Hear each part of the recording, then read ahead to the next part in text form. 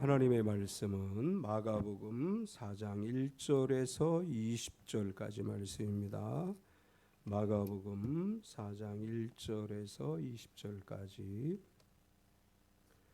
제가 가지고 있는 성경은 신약 성경 58페이지 마가복음 4장 1절에서 20절까지.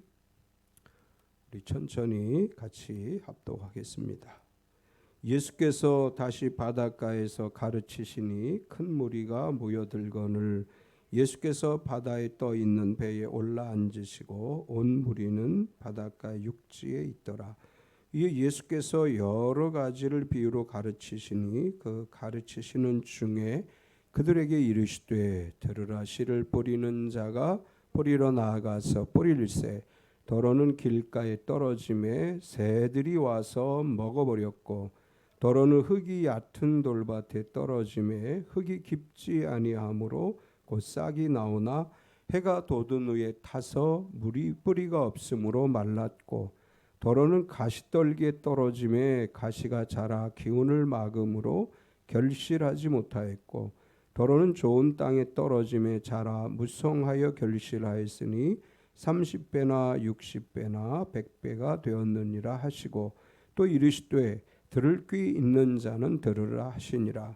예수께서 홀로 계실 때에 함께한 사람들이 12제자와 더불어 그 비유들에 대하여 물으니 이르시되 하나님 나라의 비밀을 너희에게는 주었으나 외인에게는 모든 것을 비유로 하나니 이는 그들로 보기는 보아도 알지 못하며 듣기는 들어도 깨닫지 못하게 하여 돌이켜 죄 사함을 얻지 못하게 하려 함이라 하시고 또 이르시되 너희가 이 비유를 알지 못할진대 어떻게 모든 비유를 알겠느냐.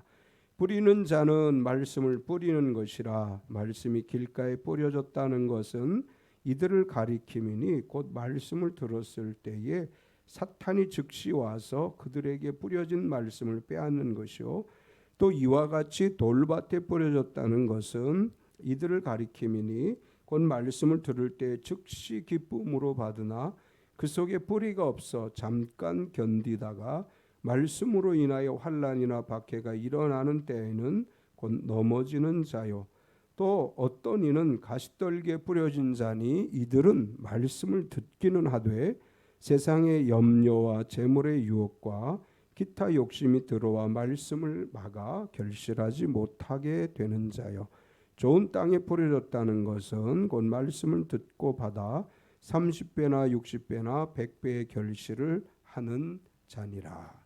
아멘.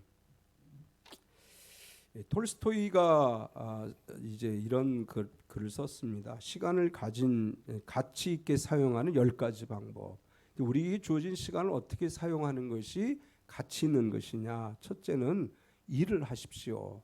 성공이라는 대가를 줄 것입니다. 두 번째는 생각을 하십시오. 생각은 능력의 근원입니다. 셋째는 운동을 하십시오. 그것은 젊음의 비결입니다. 넷째는 독서를 하십시오. 지혜의 샘이 거기 있습니다. 다섯째는 친절을 베푸십시오. 행복으로 가는 지름길입니다. 여섯째는 꿈을 꾸십시오. 인생의 뜻을 품게 됩니다. 일곱 번째는 사랑을 하십시오. 율법이 완성됩니다. 여덟 번째, 배려하십시오. 풍성한 인생으로 가꾸어집니다. 아홉 번째, 웃으십시오. 영혼의 음악이 울려 퍼질 것입니다. 마지막 열 번째, 기도하십시오. 인생의 영원한 투자를 하는 유일한 방법입니다. 이 톨스토이가 우리가 시간을 어떻게 활용할 것인가를 얘기하면서 결론적으로 인생의 영원한 투자를 하는 유일한 방법은 기도하는 것이다. 이렇게 표현을 했습니다. 바쁠수록 우리가 기도하기를 힘써야 되겠죠. 우리가 기도하는 것만큼 시간을 가치 있게 사용하는 방법이 없습니다.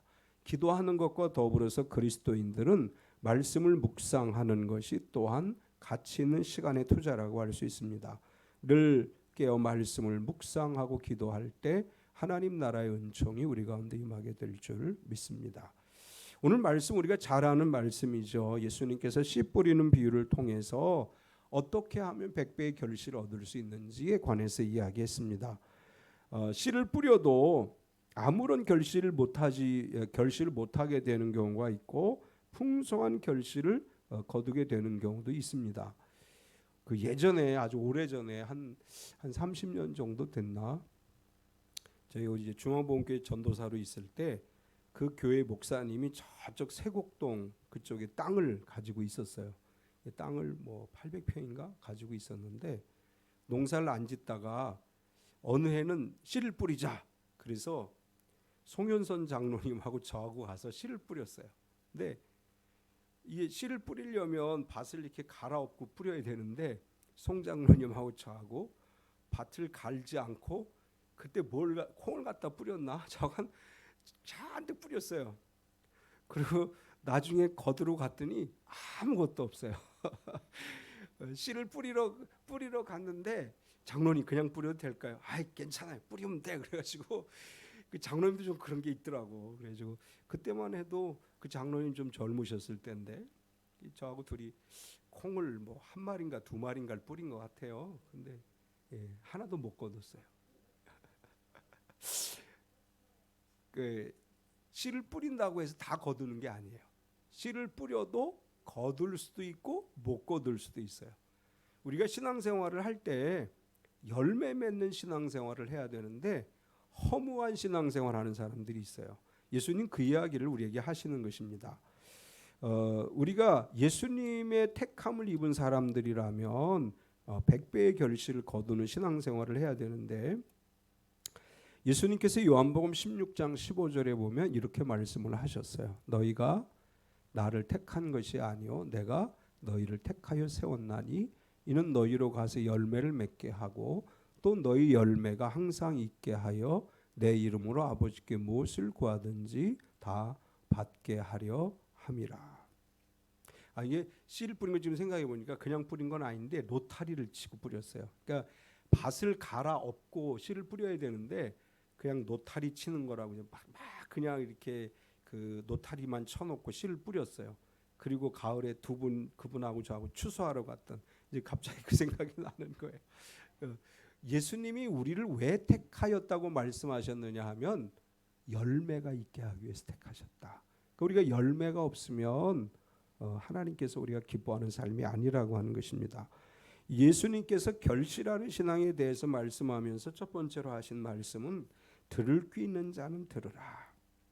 예수님께서 바닷가에서 사람들에게 가르치시면서 거기 모여 있는 사람들에게 효과적이 전하기 위해서 배에 올라가셔서 이제 육지에 있는 사람들에게 말씀을 전하셨는데 오늘 마가복음에는 여러 가지 비유로 가르치셨다 이렇게 설명을 했습니다.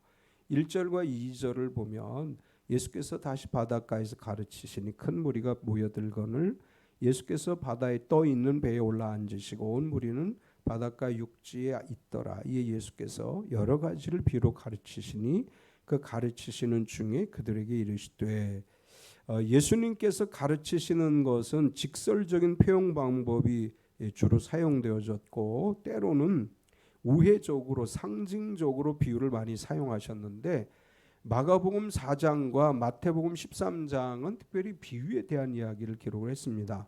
마태복음 13장에서 마태는 7가지 비유를 기록했는데 마가는 여기에서 등불의 비유와 자라는 씨앗의 비유를 더해서 9가지 비유를 이제 설명을 했습니다.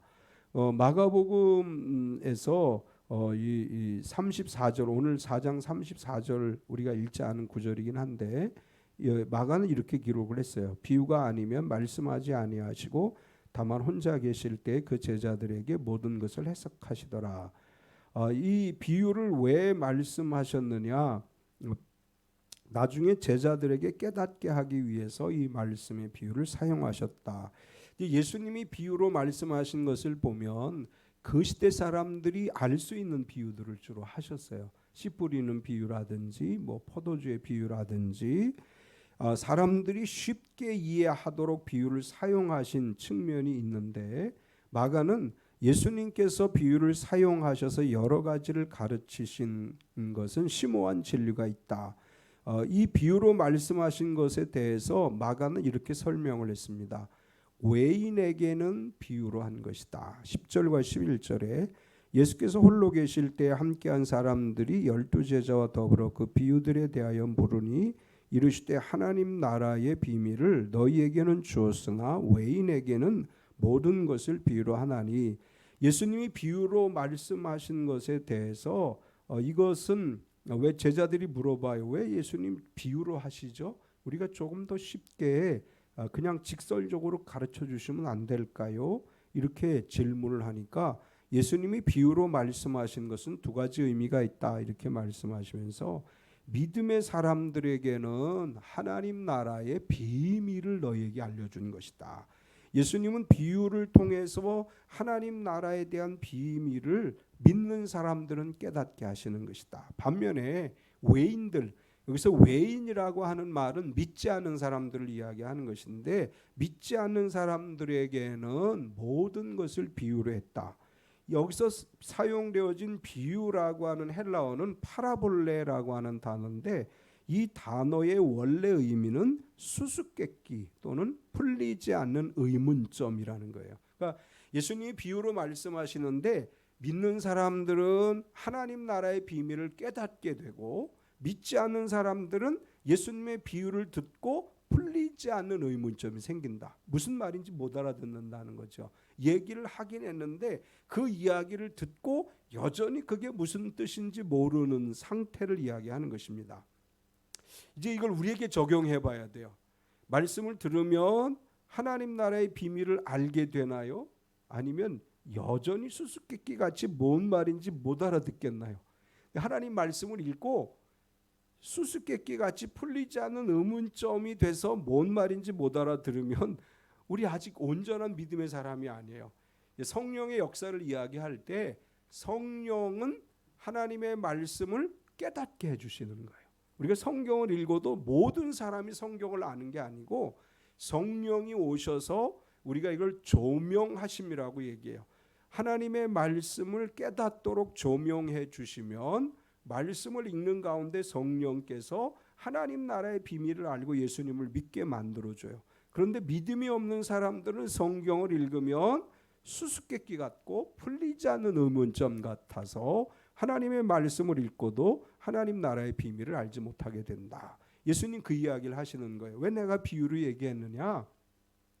믿는 사람들, 너희들은 이 비유의 말을 듣고 하나님 나라의 비밀을 알게 되는 것이고, 믿음이 없는 사람들은 내가 이야기한 하나님의 말씀, 이 비유들을 듣고 풀리지 않은 의문점을 갖게 되는 것이다. 모르는 것이다. 이제 이렇게 이야기하고, 그리고 우리가 이 비유를 통해서 예수님은 우리에게 어떤 이제 깨달음을 주시려고 하느냐 하면 돌이켜 죄 사함을 얻지 못하게 하려 함이라. 이건 믿지 않는 자들에게는 수수께끼 같이 풀리지 않는 의문점 같은 그런 비유들을 왜 하셨느냐 하면 돌이켜 죄 사함을 얻지 못하게 하려 하는 것이다. 12절과 13절에 이는 그들로 보기는 보아도 알지 못하며 듣기는 들어도 깨닫지 못하게 하여 돌이켜 죄 사함을 얻지 못하게 하려 함이라 하시고, 또 이르시되 너희가 이 비유를 알지 못할진대 어떻게 모든 비유를 알겠느냐. 믿음이 없는 사람들에게는 풀리지 않는 의문점 같아서 그들이 깨닫고 돌아서서 회개하고 영생의 길로 가지 못한다는 것입니다. 예수님이 하신 이 말씀은 사실 이사야 6장 9절에서 10절의 말씀을 인용한 것인데, 하나님의 말씀을 들어도 깨닫지 못하도록 하나님이 그들의 마음을 막으셨다는 것입니다. 이사야는 이렇게 표현을 했어요. 마음으로 깨닫고 다시 돌아와 고침을 받을까 하노라. 왜 비유로 말씀하시고 왜 하나님 말씀이 감추어졌느냐 하면 믿음이 없는 사람들이 깨닫고 돌아서서 고침을 받을까 그들의 마음을 막아놓은 것이다. 따라서 하나님의 말씀을 듣고 깨닫지 못한 사람은 회개하지 못하고 회개하지 못하는 사람은 영생에 이르지 못하는 것이다. 우리는 예수님의 말씀을 듣고 깨닫는 사람들이 되어야 될 줄 믿습니다. 하나님의 말씀을 읽을 때 깨달아 알게 되고 진리를 분별하게 되고 회개하고 내 죄를 주님께 고백하고 구원에 이르는 성도가 되어야 될 줄 믿습니다. 예수님께서 이렇게 비유로 말씀하신 이유에 관해서 이제 설명을 했고, 두 번째는 열매 없는 신앙에 대해서 말씀을 했습니다. 씨 뿌리고 열매 맺는 것을 비유로 말씀하시면서 농부가 씨를 뿌렸는데 어떤 땅은 열매가 없고 어떤 땅은 열매가 풍성하다. 씨를 어디에 뿌렸느냐에 따라서 거두어 드리는 열매가 거두어 드리는 것이 다르다. 이렇게 말씀하시면서 우리의 마음의 상태를 이야기하는 것입니다.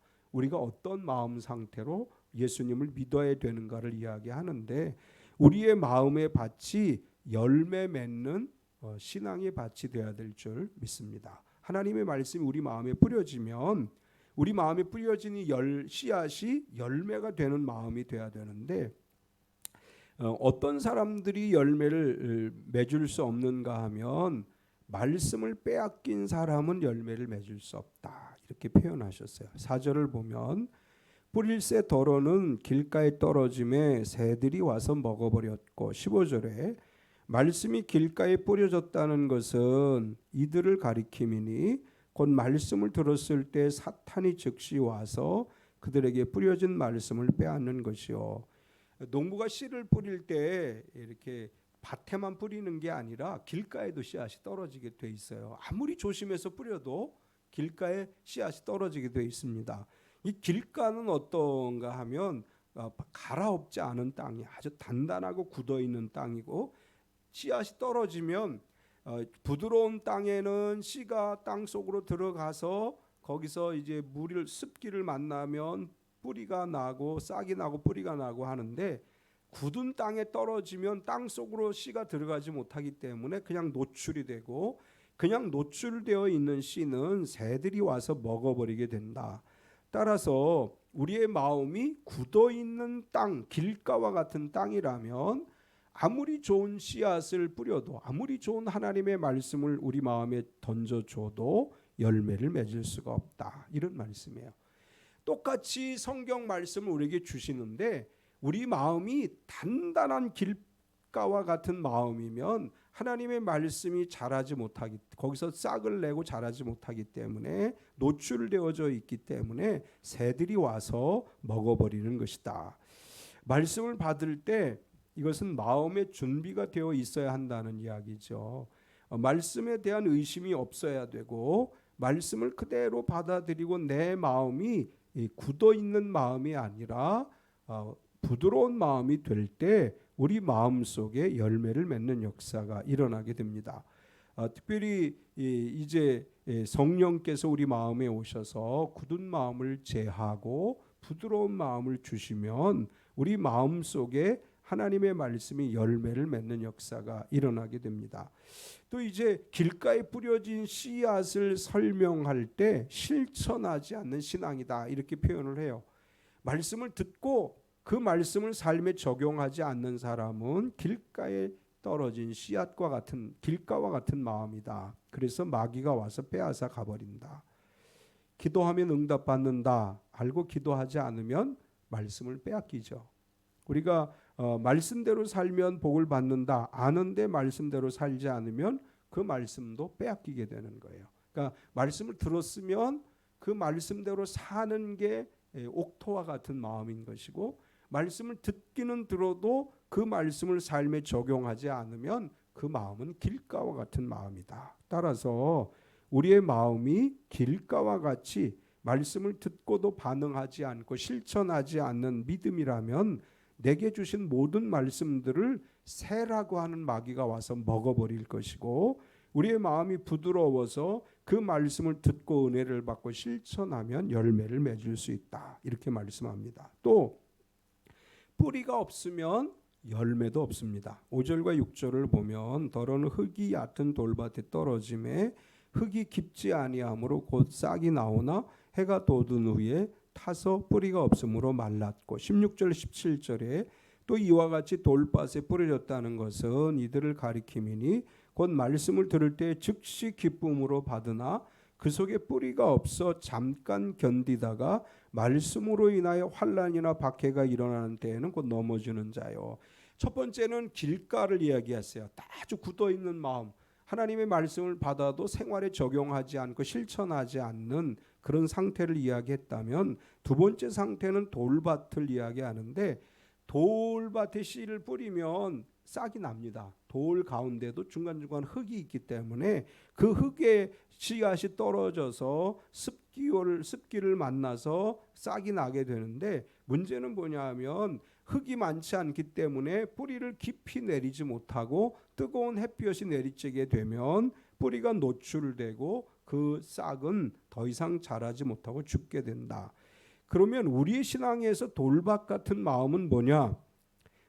말씀을 즉시 기쁨으로, 처음에 기쁨으로 받아요. 처음에 전도해서 교회 나오면 말씀만 들으면 은혜가 된다 그래요. 은혜를 받았다고 이야기를 해요. 그런데 문제가 뭐냐 하면 뿌리가 없기 때문에 환난과 박해가 일어나면 넘어지게 되는 자다. 이것은 하나님에 대한 견고한 믿음이 없게 되면 조금만 어려움이 와도 흔들린다는 거죠.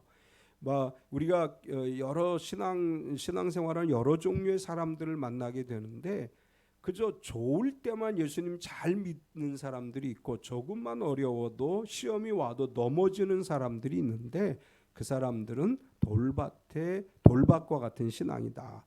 우리가 예수님을 믿을 때 고난과 시련과 역경이 와도 언제나 흔들림 없는 믿음으로 살아가는 것이 좋은 땅이 되는 것이다. 이렇게 말씀을 하는 것입니다. 그 다음에 열매 맺지 못하는 또 다른 밭은 염려와 유혹을 이기지 못하는 사람들이다. 7절을 보면 더러는 가시떨기에 떨어짐에 가시가 자라 기운을 막음으로 결실하지 못하였고, 18절과 19절을 보면 또 어떤 이는 가시떨기에 뿌려진 자니 이들은 말씀을 듣기는 하되 세상의 염려와 재물의 유혹과 기타 욕심이 들어와 말씀을 막아 결실하지 못하게 되는 자요. 돌밭에 떨어진 씨에 이어서 가시떨기에 떨어진 씨를 이야기하는데, 가시떨기에 떨어진 씨는 잘 자랍니다. 어느 순간까지는 잘 자라요. 우리가 식물을 심어 보면 햇볕에 노출돼서 자라는 씨보다 그늘에 있는 싹들이 훨씬 더 잘 자라요. 우리 계단에 보면 화분 있죠. 화분에 작년에 제가 여러 개를 갖다 심었어요. 둥글레도 거기다가 심고 봉삼도 갖다 심고 여러 싹들을 거기다 씨들도 뿌려놨어요. 잘 자라요. 지금 나가다 보시면 이렇게 싹이 아주 잘 자란, 웃자랐다고 표현하죠. 웃자란 싹을 보게 되는데 둥글레 싹이에요. 그게 둥글레가 햇빛에서 이렇게 자라면 조금씩 자라서 싹 올라오는데, 얘는 이 그늘진 이제 이렇게 가시덤불 같은데 지금 있는 거예요. 그러니까 이 둥글레 싹이 지금 굉장히 크게 자랐어요. 올라왔어요. 걔는 곧 죽어요. 또 이제 금방. 왜냐하면 계속해서 햇빛을 보지 못하고 이 최적의 조건 하에 있지 않기 때문에 자라기는 금방 자라서 굉장히 빨리 자라는 것처럼 보이는데 견고하지 못하다는 거죠. 우리 신앙생활 중에도 그런 분들이 있어요. 예수 믿자마자 은혜를 받고 성령을 받고 막 누구보다 열심히 신앙생활하는 것 같은데 어느 순간에 갑자기 꺾이는 사람들이 있어요. 이런 사람들은 어떤 사람들이냐?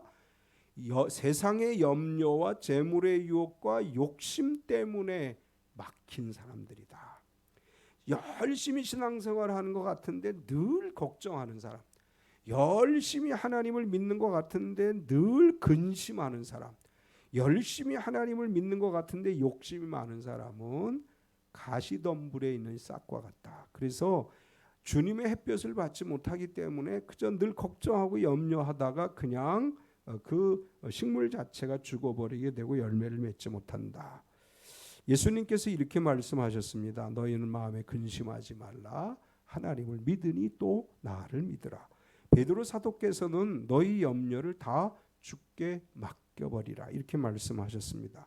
열매를 맺지 못하는 세 가지 땅을 이야기했죠. 길가, 말씀을 받아도 실천하지 않고 적용하지 않는 것. 그 다음에 돌밭, 시험이 오고 어려움이 오면 믿음을 포기하는 사람. 가시떨기에 떨어진 염려와 근심과 그리고 욕심 때문에 열매 맺지 못하는 사람. 이렇게 세 가지 마음의 밭을 이야기했습니다.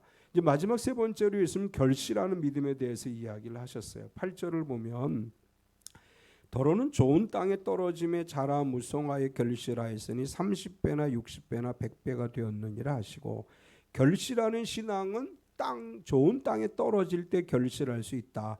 그러면 어떻게 하는 것이 결실하는 좋은 땅이 될 수 있느냐? 말씀을 경청하는 것이다. 이렇게 말했어요. 20절을 보면 좋은 땅에 뿌려졌다는 것은 곧 말씀을 듣고 받아 30배나 60배나 100배의 결실하는 자니라. 가장 먼저 하는 것을 듣는 것이다. 이렇게 했어요.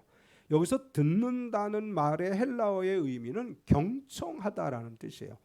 주의 깊게 말씀을 듣는다. 하나님 말씀을 들을 때 이렇게 스쳐 지나가듯이 듣는 게 아니고 주의 깊게 경청하며 듣는 것. 이게 바로 좋은 땅과 같은 마음이라는 것입니다. 믿음은 들음에서 나는 거예요. 듣지 않고는 믿음이 자랄 수가 없어요. 성경을 읽지 않으면 하나님을 알 수도 없습니다. 우리 신앙생활을 함에 있어서 제일 먼저 해야 될 게 말씀을 경청하는 거예요. 성경을 읽고 말씀을 경청하고 성령께서 말씀을 깨닫게 하시고 말씀에 귀를 기울이게 될 때 우리 마음이 옥토가 되고 거기 열매가 맺히는 역사가 일어나게 되는 것입니다. 나이를 먹으면 그런 게 있더라고요. 듣고 잘 잊어먹어요. 듣고 딴소리해요. 막 그 설교를 듣고도 나중에 물어보면 딴소리 하시는 분들이 있어요. 분명히 내가 그렇게 얘기 안 했는데 딴소리 하시는 분들이 있어요. 말씀을 경청해야 돼요. 하나님의 말씀, 성경을 읽고 딴소리하면 안 돼요. 성경을 읽고 하나님 말씀이 무엇인지를 마음에 담고 말씀에 귀를 기울일 때 열매를 맺는 역사가 일어납니다. 또 두 번째는 뭐예요? 말씀을 받아야 된다. 인정해야 된다. 20절을 다시 보면 좋은 땅에 뿌려졌다는 것은 곧 말씀을 듣고 그 다음에 뭐라 그랬어요? 받아라고 얘기했어요. 이 받는다고 하는 헬라어가 파라데콘타이라고 하는 단어를 썼어요. 이 파라데콘타이라고 하는 헬라어는 뭐냐 하면 내 마음에 영접하다, 승인하다, 인정하다 그런 뜻이에요. 그러니까 말씀을 듣고 그리고 나서 말씀을 인정하는 거예요. 예, 하나님 맞습니다. 하나님 말씀이 옳습니다. 그리고 승인하는 거예요. 하나님 내가 이 말씀의 진리에 따라서 살겠습니다. 이게 받는 거예요. 우리 속담에 소귀의 경읽기라는 말이 있죠. 아무리 좋은 소리를 해도 소는 몰라요. 우리가 하나님 말씀을 한쪽 귀로 듣고 한쪽 귀로 흘려서는 안 된다는 거예요. 말씀을 경청해야 되고 그 다음에 말씀을 인정하는 거예요. 예, 주님 옳습니다. 예, 주님 이 말씀이 옳습니다. 예, 주님 내가 이 말씀에 따라 살겠습니다. 이게 하나님 말씀을 받는 거죠. 하나님께서 어린 사무엘을 불렀을 때 엘리 제사장이 그렇게 주님 듣겠습니다. 이렇게 대답을 해라. 이렇게 가르쳤어요. 우리가 하나님 말씀을 듣고 그 말씀을 내 마음에 담고 인정하고 말씀대로 살려고 애를 쓸 때 결실하는 역사가 일어나는 줄 믿습니다. 마지막으로 결실해야 된다. 가만히 있으면 아무리 좋은 땅이라도 결실이 이루어지지 않아요. 좋은 땅에 씨를 뿌려놓고 가만히 있으면 저절로 열매가 맺히는 게 아니고 열매를 맺는 결실의 과정이 필요하다. 이것과 연결되어서 우리는 결실을 설명할 때 달란트 비유를 예를 들 수 있어요. 예수님께서 이제 비유로 말씀하죠. 한 사람에게는 10달란트를, 한 사람에게는 5달란트를, 한 사람에게는 2달란트를, 한 사람에게는 1달란트를 맡겼다. 5달란트 가진 사람은 열심히 장사해서 10달란트를 만들었고 2달란트 받은 사람도 열심히 해서 4달란트를 만들었고 1달란트 받은 사람은 땅속에 감춰놓았다. 우리가 열매 맺는 신앙이 된다는 것은 달란트의 비유에서 말씀하신 것처럼 내게 주어진 일에 최선을 다하고 또 나에게 맡겨진 일에 나에게 맡겨주신 은사를 잘 사용해서 하나님 나라를 위해서 결실을 맺기 위해 노력하는 성도가 돼야 된다. 이제 그런 말씀입니다. 원하기는 예수님께서 씨를 뿌리면 30배, 60배, 100배의 결실을 한다 이렇게 말씀했는데 30배, 60배가 아닌 100배를 거둘 수 있는 우리 참미교회 모든 성도가 되시기 바랍니다. 이왕이면 똑같은 씨를 뿌려서 30배보다 100배를 거두는 게 더 낫지요. 우리가 그렇게 되기 위해서 말씀을 경청하고 말씀을 인정하고 그리고 우리에게 주어진 은사를 따라서 최선을 다해서 결실하기 위해 노력함으로 인해서 100배의 결실을 거두는 참미교회 모든 가족이 되시기를 축원합니다. 참 좋으신 하나님 감사합니다. 오늘 오후에 우리가 이렇게 남아서 하나님의 말씀을 들었습니다. 우리의 마음이 길가와 같은 마음이 되지 않게 하여 주시옵소서. 말씀을 듣고도 전혀 반응하지 않고 말씀을 실천하지 않아서 마귀에게 하나님의 말씀을 빼앗기지 않게 하여 주시옵소서. 우리가 뿌리가 없는 돌밭과 같은 신앙이 돼서 시련과 어려움이 올 때 믿음을 포기하는 것이 아니라 끝까지 믿음을 지키게 하시고 또 우리를 덮고 있는 가시떨기와 같이 근심과 걱정과 염려와 욕심을 버리게 하시고 말씀을 듣고 받고 결실하는 삶이 되게 하여 주시옵소서. 예수님의 이름으로 기도드리옵나이다. 아멘.